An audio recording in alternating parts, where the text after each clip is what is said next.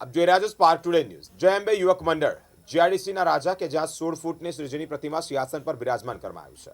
સાથે જ બ્રહ્મા વિષ્ણુ મહેશ લક્ષ્મીજી પાર્વતી માતા અને સરસ્વતી માતા પણ બિરાજમાન કરવામાં આવ્યા છે। જ્યાં ગણેશ ભક્તો ને ગણપતિની સાથે સાથે બ્રહ્મા વિષ્ણુ મહેશ પાર્વતી માતા સરસ્વતી માતા લક્ષ્મી માતાના પણ દર્શન થઈ રહ્યા છે। આ પંડાલમાં હોમ મિનિસ્ટર ગૃહમંત્રી હર્ષ સંઘવી પણ આવવાના હોય ત્યારે ગણેશ ભક્તો ને જય અંબે યુવક મંડળ દ્વારા આમંત્રિત કરવામાં આવ્યા છે।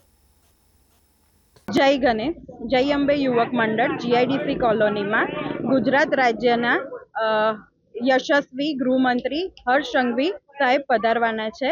તો આપ સૌને ભાવભર્યું આમંત્રણ જીઆઈડીસી કોલોનીમાં દર્શન કરવા માટે ભાવભીનું આમંત્રણ। હા, જય ગણેશ, ગણપતિ બાપા મોર્યા।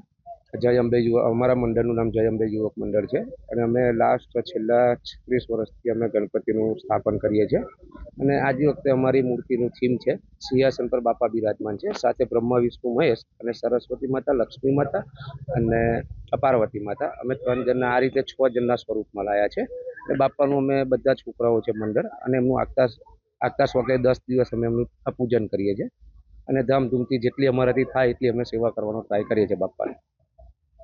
જય ગણેશ। જય ગણેશ, મારું નામ કેતન પંચાલ છે। જય અંબે ચોક યુવક મંડળ જીઆઈડીસી ખાતે આવેલું છે।